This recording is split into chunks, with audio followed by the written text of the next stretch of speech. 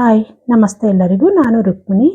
ಇವತ್ತೊಂದು 3 ಈರುಳ್ಳಿನ ಯೂಸ್ ಮಾಡಿ ಒಂದು ರೈಸ್ ಬಾತ್ ಮಾಡೋದು ಹೇಗೆ ಅಂತ ತೋರಿಸ್ಕೊಡ್ತಾ ಇದ್ದೀನಿ. ಬೆಳಗಿನ ತಿಂಡಿಗೆ ಆಗ್ಬೋದು, ಇಲ್ಲ ಸಂಜೆ ಡಿನ್ನರ್ಗೆ ಆಗ್ಬೋದು, ಇಲ್ಲ ಮಕ್ಕಳು ಲಂಚ್ ಬಾಕ್ಸಿಗೆ ಆಗ್ಬೋದು, ಯಾವುದಕ್ಕಾದ್ರೂ ಆಗ್ಬೋದು. ತುಂಬಾನೇ ಸೂಪರ್ ಆಗಿ ಟೇಸ್ಟಿಯಾಗಿ ಮಾಡ್ಬೋದು. ಮತ್ತೆ ಮನೇಲೇ ಇರೋ ಪದಾರ್ಥಗಳನ್ನಷ್ಟೇ ಯೂಸ್ ಮಾಡಿ ಸೂಪರ್ ಟೇಸ್ಟಿಯಾಗಿ ಮಾಡ್ಕೋಬಹುದು. ಬನ್ನಿ ಹೇಗೆ ಮಾಡೋದು ಅಂತ ನೋಡ್ಕೊಳ್ಳೋಣ. ನಾನಿಲ್ಲಿ ರೈಸ್ ಬಾತ್ ಮಾಡೋಕ್ಕೋಸ್ಕರ ಮನೇಲಿ ಯೂಸ್ ಮಾಡೋ ಅಂತ ನಾರ್ಮಲ್ ಅಕ್ಕಿನೇ 1.5 ಗ್ಲಾಸ್ನಷ್ಟು ತಗೊಂಡಿದ್ದೀನಿ ನೋಡಿ. ಇದನ್ನ ಚೆನ್ನಾಗಿ ಒಂದು 2 ಸಲ ತೊಳ್ಕೊಂಡು ಯೂಸ್ ಮಾಡ್ಕೊಳ್ಳೋಣ. ಇವಾಗ ಹೇಗೆ ಮಾಡೋದು ಅಂತ ನೋಡ್ಕೊಳ್ಳೋಣ ಬನ್ನಿ. ಸ್ಟವ್ ಮೇಲೆ ಒಂದು ಕುಕ್ಕರ್ ಇಟ್ಕೊಂಡು ಕುಕ್ಕರ್ ಕಾಯ್ಕೋತಾ ಇದ್ದಂಗೆ ಒಂದು 2 ಚಮಚದಷ್ಟು ನಾನು ಇಲ್ಲಿ ಎಣ್ಣೆ ಹಾಕ್ಕೊಂಡಿದ್ದೀನಿ. ಎಣ್ಣೆ ಕಾಯ್ಕೋತಾ ಇದ್ದಂಗೆ ಒಂದು ಸ್ವಲ್ಪ ಸ್ಪೈಸಸ್ಗಳನ್ನ ಹಾಕ್ಕೊಳ್ಳೋಣ. ಚಕ್ಕೆ, ಲವಂಗ, ಏಲಕ್ಕಿ, ಪಲಾವ್ ಎಲೆ, ಆಮೇಲೆ ಸೋಂಪು ಕಾಳು ಕೂಡ ಸೇರಿಸ್ಕೊಂಡಿದ್ದೀನಿ. ಇದನ್ನು ಒಂದ್ಸಲ ಹಿಂಗೆ ಚಮಚದಲ್ಲಿ ಕೈ ಆಡಿಸ್ಕೊಳ್ಳೋಣ. ಎಣ್ಣೆ ಕಾದಿರಬೇಕು, ಆಗ ಹಾಕ್ಕೋಬೇಕು ಮಸಾಲೆಗಳನ್ನ. ಇವಾಗ ಇದು ಕೈ ಆಡಿಸ್ಕೊಂಡು ಇದಕ್ಕೆ ಒಂದು 3 ಈರುಳ್ಳಿ ನೋಡಿ, ದಪ್ಪ ಸೈಜಿಂದು 3 ಈರುಳ್ಳಿ ಉದ್ದುದ್ದ ಕಟ್ ಮಾಡಿ ತಗೊಂಡಿದ್ದೀನಿ. ಇದಕ್ಕೆ ಮೇನ್ ಬೇಕಾಗಿರೋದೇ ಈರುಳ್ಳಿ. ಈರುಳ್ಳಿ ಜಾಸ್ತಿ ಯೂಸ್ ಮಾಡಿ ಮಾಡೋದ್ರಿಂದ ತುಂಬಾನೇ ಚೆನ್ನಾಗಿ ಬರುತ್ತೆ. ಇದ್ರ ಜೊತೆಗೆ ಒಂದು 4 ಹಸಿರು ಮೆಣಸಿನ್ಕಾಯಿ ಉದ್ದುದ್ದ ಕಟ್ ಮಾಡಿ ಸೇರಿಸ್ಕೊಂಡಿದ್ದೀನಿ ನೋಡಿ. ಇಷ್ಟನ್ನು ಈರುಳ್ಳಿ ಮತ್ತೆ ಹಸಿರು ಮೆಣಸಿನ್ಕಾಯಿನ ಚೆನ್ನಾಗಿ ಹಸಿ ಸ್ಮೆಲ್ ಎಲ್ಲ ಹೋಗೋವರೆಗೂ ಚೆನ್ನಾಗಿ ಫ್ರೈ ಮಾಡ್ಕೋಬೇಕು. ಇದನ್ನ ನೋಡಿ, ಈ ರೀತಿ ಹೈ ಫ್ಲೇಮಲ್ಲಿ ಇಟ್ಕೊಂಡು ಈರುಳ್ಳಿನ ಫ್ರೈ ಮಾಡ್ಕೊಳ್ಳೋಣ. ತುಂಬಾನೇ ಚೆನ್ನಾಗಿರುತ್ತೆ. ತುಂಬಾ ಕಂದು ಬಣ್ಣ ಬರೋವರೆಗೂ ಏನು ಫ್ರೈ ಮಾಡೋದು ಬೇಡ. ನೋಡಿ, ಇಷ್ಟು ಫ್ರೈ ಮಾಡ್ಕೊಂಡ್ರೆ ಸಾಕು. ಇವಾಗ ಇದಕ್ಕೆ 1 ಸ್ಪೂನ್ ಆಗೋಷ್ಟು ನಾನು ಶುಂಠಿ ಬೆಳ್ಳುಳ್ಳಿ ಪೇಸ್ಟ್ ಹಾಕೊಂಡು ಅದು ಕೂಡ ಸ್ವಲ್ಪ ಹಸಿ ಸ್ಮೆಲ್ ಎಲ್ಲ ಹೋಗೋವರೆಗೂ ಒಂದು ಅರ್ಧ ನಿಮಿಷ ಫ್ರೈ ಮಾಡ್ಕೊಳ್ತೀನಿ ಈರುಳ್ಳಿ ಜೊತೆಗೆ. ಅದು ಕೂಡ ಕ್ಲೀನಾಗಿ ಫ್ರೈ ಮಾಡಿಕೊಂಡು ಹಸಿ ಸ್ಮೆಲ್ ಹೋಗ್ತಾ ಇದ್ದಂಗೆ ಇವಾಗ ನೋಡಿ ಈ ರೀತಿ ಫ್ರೈ ಮಾಡ್ಕೊಂಡಿದ್ದೀನಿ. ಇದ್ರ ಜೊತೆಗೆ ಒಂದು 10 ಗೋಡಂಬಿನ ಹಾಕ್ಕೊಂಡಿದ್ದೀನಿ. ಇಲ್ಲಿ ಆಪ್ಷನಲ್, ಬೇಕಂದ್ರೆ ಹಾಕ್ಕೋಬಹುದು, ಇಲ್ಲ ಸ್ಕಿಪ್ ಮಾಡ್ಕೋಬಹುದು ಕೂಡ. ಜೊತೆಗೆ ಸ್ವಲ್ಪ ಪುದೀನ ಯೂಸ್ ಮಾಡಿದ್ದೀನಿ. ನಾನು ಇಲ್ಲಿ ಜಾಸ್ತಿ ಏನು ಯೂಸ್ ಮಾಡಿಲ್ಲ.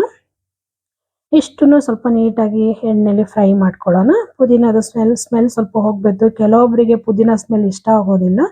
ಇದಿಷ್ಟು ಫ್ರೈ ಆಗ್ತಾ ಇದ್ದಂಗೆ ಸ್ವಲ್ಪ ಬಟಾಣಿ ತಗೊಂಡಿದ್ದೀನಿ. ಓವರ್ ನೈಟ್ ನೆನೆಸಿ ತಗೊಂಡಿದ್ದೀನಿ. ಇದು ಒಣಗಿದ ಬಟಾಣಿ ಆಗಿರೋದ್ರಿಂದ ಇದನ್ನು ಕೂಡ ಚೆನ್ನಾಗಿ ಫ್ರೈ ಮಾಡ್ಕೊಳ್ಳೋಣ. 1 ನಿಮಿಷ ಇದನ್ನು ಕೂಡ ಚೆನ್ನಾಗಿ ಇದ್ರ ಜೊತೆ ಫ್ರೈ ಮಾಡ್ಕೊಂಡಿದ್ದಾಗಿದೆ. ಈಗ ನೋಡಿ, ಮೀಡಿಯಂ ಸೈಜ್ 2 ಟೊಮೊಟೊ ತಗೊಂಡಿದ್ದೀನಿ. ಇಲ್ಲಿ ಟೊಮೊಟೊ ಜಾಸ್ತಿ ಯೂಸ್ ಮಾಡೋದು ಬೇಡ, 2 ಟೊಮೊಟೊ ತಗೊಂಡ್ರೆ ಸಾಕು. ಇಲ್ಲ ದೊಡ್ಡ ಸೈಜಿಂದ ಆದರೆ 1 ತಗೊಂಡ್ರೆ ಸಾಕು. ನಾನು ಚಿಕ್ಕ ಸೈಜಿಂದು 2 ಟೊಮೊಟೊ ತಗೊಂಡಿದ್ದೆ.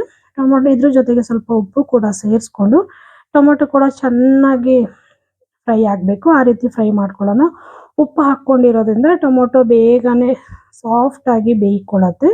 ನೋಡಿ, ಟೊಮೊಟೊ ಕೂಡ ಚೆನ್ನಾಗಿ ಸಾಫ್ಟ್ ಆಗಿ ಬೇಯ್ಕೋಬೇಕು. ಒಂದು 2 ನಿಮಿಷ ಚೆನ್ನಾಗಿ ಫ್ರೈ ಮಾಡ್ಕೊಳ್ಳೋಣ. ನೋಡಿ, ಇವಾಗ ಟೊಮೊಟೊ ಕೂಡ ಸಾಫ್ಟ್ ಆಗಿ ಬೆಂದಿದೆ. ಜೊತೆಗೆ ಎಲ್ಲಾನು ಕೂಡ ಚೆನ್ನಾಗಿ ಬೆಂದಿದೆ ಕೂಡ.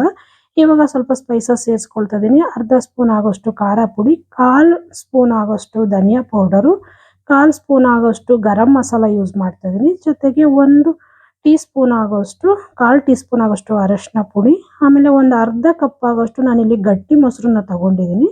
ಗಟ್ಟಿ ಮೊಸರನ್ನ ಯೂಸ್ ಮಾಡಿ ಟೇಸ್ಟ್ ಸ್ವಲ್ಪ ಚೆನ್ನಾಗಿ ಬರುತ್ತೆ.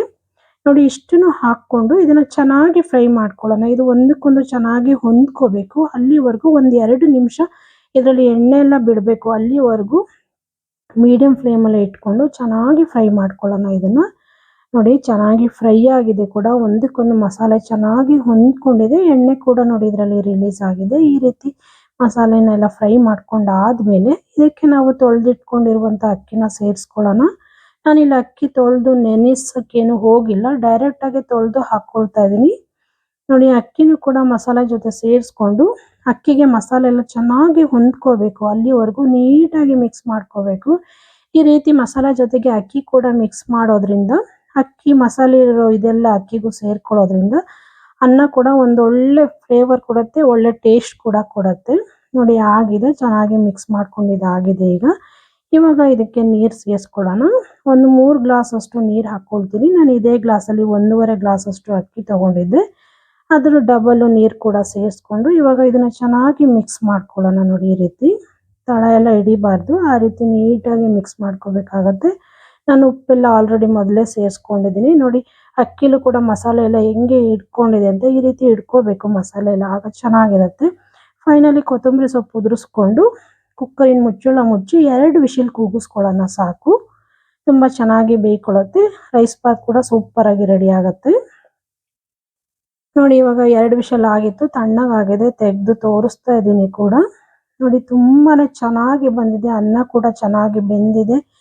ಮತ್ತೆ ಅನ್ನ ಕೂಡ ತುಂಬಾ ಕಾಳಾಗಿ ಬಂದಿದೆ ನೋಡಿ. ಈ ರೀತಿ ಬರಬೇಕು. ಸೂಪರ್ ಆಗಿ ರೈಸ್ ಬಾತ್ ರೆಡಿ ಆಗಿದೆ. ಮನೇಲೇ ಇರೋ ಪದಾರ್ಥಗಳನ್ನ ಯೂಸ್ ಮಾಡಿ ಸಿಂಪಲ್ ಆಗಿ ಬೆಳಗಿನ ಬ್ರೇಕ್ಫಾಸ್ಟ್‌ಗೆ ಆಗ್ಬೋದು, ಡಿನ್ನರ್‌ಗೆ ಆಗ್ಬೋದು, ಇಲ್ಲ ಮಕ್ಕಳು ಲಂಚ್ ಬಾಕ್ಸಿಗೆ ಹಾಕ್ಬೋದು. ಯಾವುದಕ್ಕೆ ಬೇಕಾದ್ರೂ ಮಾಡ್ಕೋಬಹುದು. ಇದ್ರ ಜೊತೆಗೆ ಮೊಸರು ಆಗ್ಬೋದು, ಇಲ್ಲ ಚಟ್ನಿ ಆಗ್ಬೋದು, ಏನ್ ಬೇಕಾದ್ರೂ ಯೂಸ್ ಮಾಡ್ಕೋಬಹುದು. ತುಂಬಾನೇ ಚೆನ್ನಾಗಿರುತ್ತೆ. ತುಂಬಾ ಟೇಸ್ಟಿಯಾಗಿ ಕೂಡ ಬರುತ್ತೆ. ನೋಡಿ ಇಷ್ಟೇ ರೆಸಿಪಿ ಇದು. ಈ ರೈಸ್ ಬಾತ್ ನಿಮಗೆಲ್ಲ ಇಷ್ಟ ಆಯ್ತು ಅನ್ಕೊಳ್ತೀನಿ. ಇಷ್ಟ ಆದರೆ ದಯವಿಟ್ಟು ಶೇರ್ ಮಾಡಿ, ಲೈಕ್ ಮಾಡಿ, ಸಬ್ಸ್ಕ್ರೈಬ್ ಮಾಡ್ಕೊಳ್ಳಿ. ಹಾಗೆ ಪಕ್ಕದಲ್ಲಿರೋ ಬೆಲ್ ಐಕಾನ್ ಕೂಡ ಕ್ಲಿಕ್ ಮಾಡಿ ಅಂತ ಕೇಳ್ಕೊಳ್ತೀನಿ. ನಾನು ಯಾವುದೇ ವಿಡಿಯೋ ಹಾಕಿದ್ರೂ ನಿಮಗೆ ನೋಟಿಫಿಕೇಶನ್ ಬರುತ್ತೆ. ಹೀಗೆ ನೋಡ್ತಾ ಇರಿ, ಸಪೋರ್ಟ್ ಮಾಡ್ತಾ ಇರಿ ಅಂತ ಕೇಳ್ಕೊಳ್ತೀನಿ. ನಿಮ್ಮ ಅನಿಸಿಕೆ ಅಭಿಪ್ರಾಯಗಳನ್ನ ದಯವಿಟ್ಟು ಕಾಮೆಂಟ್ ಮೂಲಕ ತಿಳಿಸಿ. ಹೀಗೆ ಈಸಿ ಹಾಗೂ ಸಿಂಪಲ್ ರೆಸಿಪಿಗಳಿಗಾಗಿ ದಯವಿಟ್ಟು ಆಡಿ ಅಡುಗೆ ಮನೆ ಚಾನಲ್ನ ಸಬ್ಸ್ಕ್ರೈಬ್ ಮಾಡ್ಕೊಳ್ಳಿ.